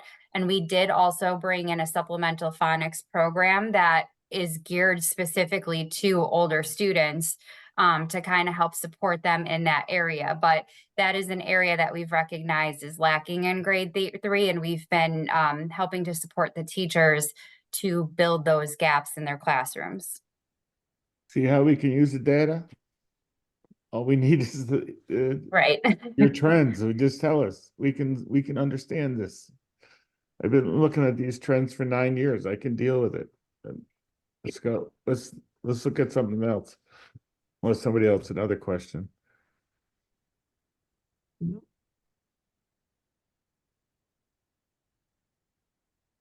What else do you have? I have the IAB from middle school, but it has no comparison, but I'll be happy to share that Sure. with you. Because the middle school did an IAB in December. And that is, Do they have last year's too or not? nope, this is something that they did new this year, because what we're trying to do is make sure that they have the IAB available. This is their math. Let me share that. While Liza's pulling those up, the IEBs are a little bit more, like Liza said, they're aligned to what the students are going to see when they're taking SBAC. But if you go on and get an SBAC practice test, all of the skills and standards, they're all kind of jumbled together, whereas IABs are kind of more organized by a grouping of skills. They're not necessarily, unfortunately, aligned with the standard, or not standards, but aligned with our curriculum. So it's hard because if a teacher is teaching something with number sense, they might not necessarily have an IAB that exactly lines up with that. So it's still kind of, trying to see how the learners are understanding those skills and those concepts. But as Liza said, they did just start taking them This year, it's not something that's really mandated, but it's a good tool to have. But it's hard to use. I mean, the data, when they see it on their end, it's helpful. But again, if they're not teaching that particular skill at that time, they have to really think about how they're going to embed that instruction to help the students. Otherwise, they're going to wait until they get to that skill. So it's still kind of Mhm. jumbled up, but more grouped by And domains, I guess. in the code, red, yellow, and green means what? So red means below, and yellow means red means 2 years below, yellow means approaching, and green means met. So met, approaching, not met. And it means that 2 years below is iReady. This one is below, approaching, and met. As eighth graders go into high school, they're a year behind. Generally, most So of them. this is taken in. Yeah, I understand. Yeah. So there's still learning to be done. So that's the problem with this, is that they didn't take it in the fall, winter, spring.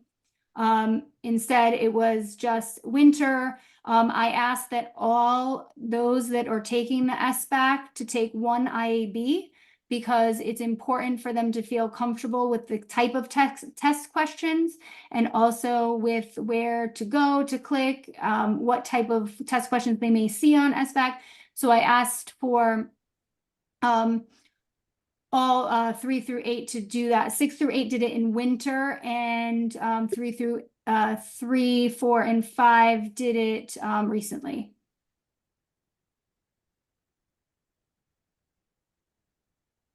I have to leave in 3 minutes, but I could, can you look at the SATs for 11th grade? Mm-hmm. Yep. I'm sorry, I had to leave. I have to leave. Get the SATs up.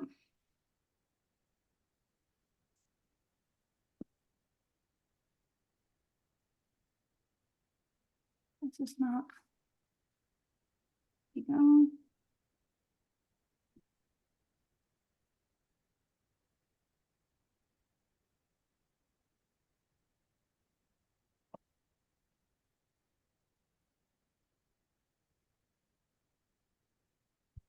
Here's our SATs for this year. This was taken in March by our 11th grade.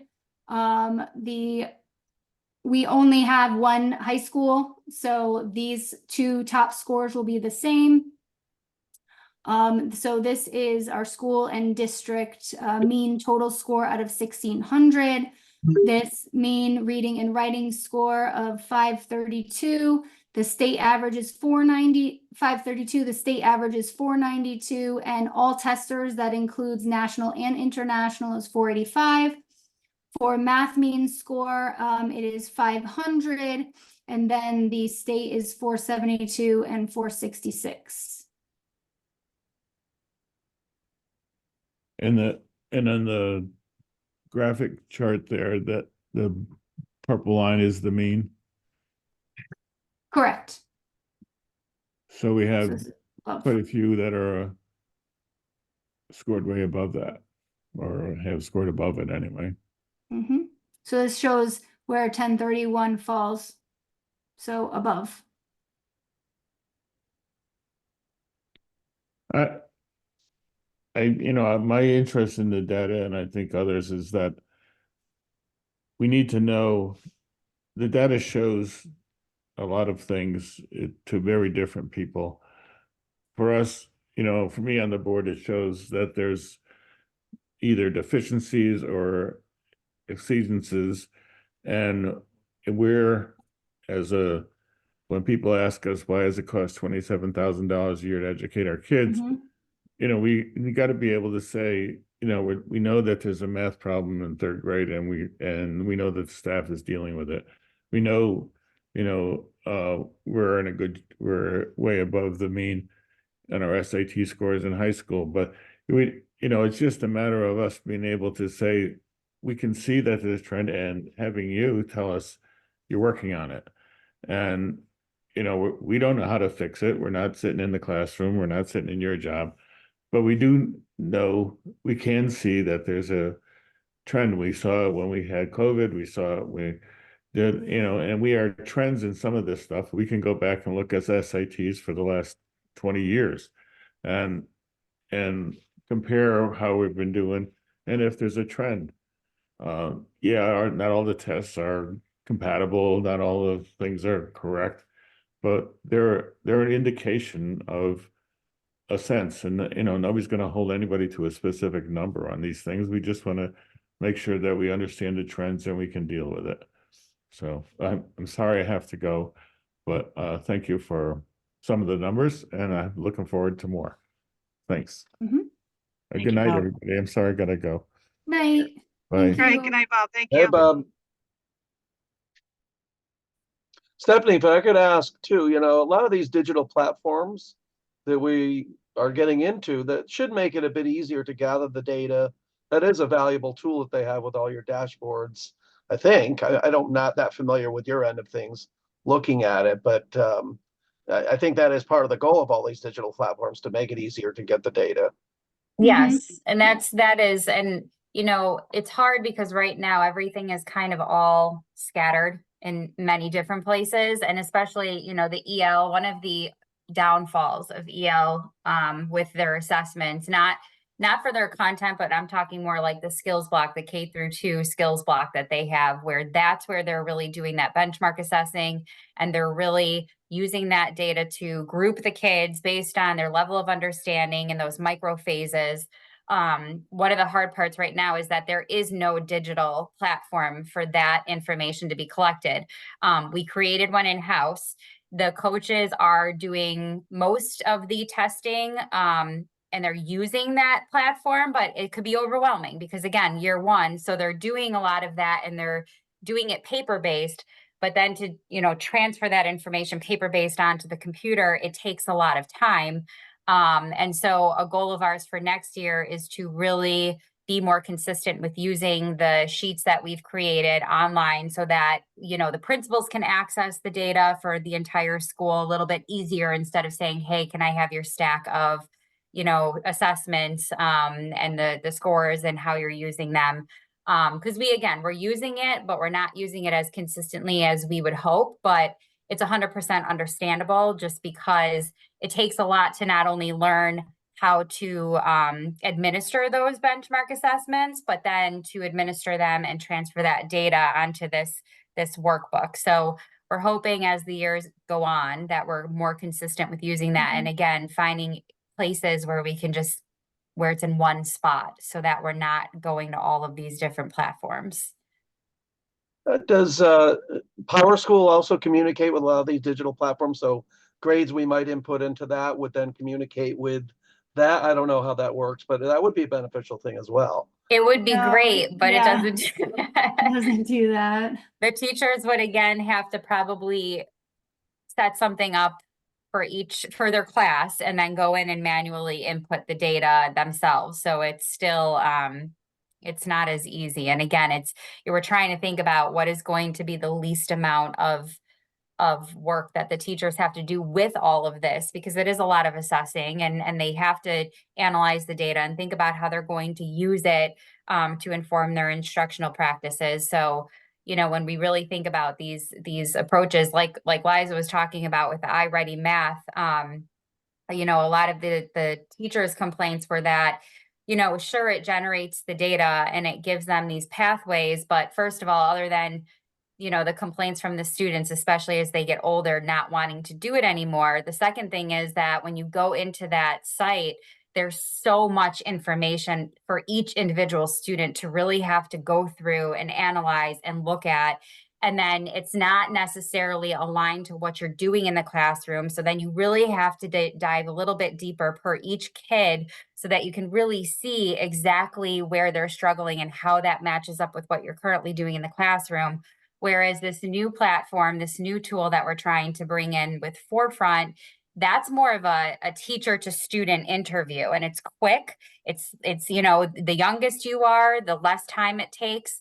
But it's not only quick, but then the teacher actually gets to sit with the student, do this interview with them, and really get a true understanding of where their level of understanding is with the math skills. And it's going to help them a lot more than having to sit and sift through all of this data that they really don't have a whole lot of time to do.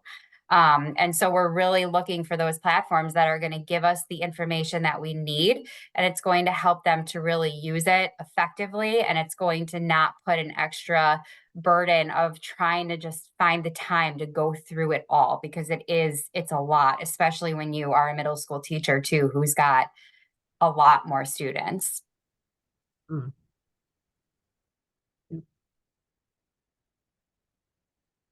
Anybody else? Any other thoughts, concerns, questions, comments? No, we were quiet. We've been here for 2 hours. It's been a long time. Lucy, I would just like to say, I'm sorry for the frustrations from the board members. We will, we'll do a better job of getting you guys things ahead of time. And the other thing that Stephanie and Liza and I have talked about, and I don't know if you and Jamie will continue to lead this team into next year, and certainly pulling Lindsay in. I think we'd be interested in sitting down with you guys over the summer and trying to map out, to the extent possible, not just the data sets, some of the curriculum stuff that's been requested, and actually map out each of these meetings, like on an annual thing, kind of like we do with policy, so that we feel like this time is better use for you guys, and also so there's not as much frustration with that, and not to limit it to those things, but I think to do that, we want to give you exactly what you want. And again, they did express the concerns to me as well, and I have them too, about getting things out there where the public can see them before you guys have had the chance to really discuss them with us. But I'm hearing loud and clear, you're okay with that, and you just want us to put it all out there, and we will. But I am sorry about that. Okay, that should be very helpful. All right. As long as there's no other thoughts or comments, Linda, you had a little side comment there. Motion to adjourn. So moved. Lindsay? Second, Second, Jamie. all in favor? Aye. Aye. I don't think anybody's opposed. So thank you so much. See you Thanks, next everyone. time. Thank you all. Bye. Thank you.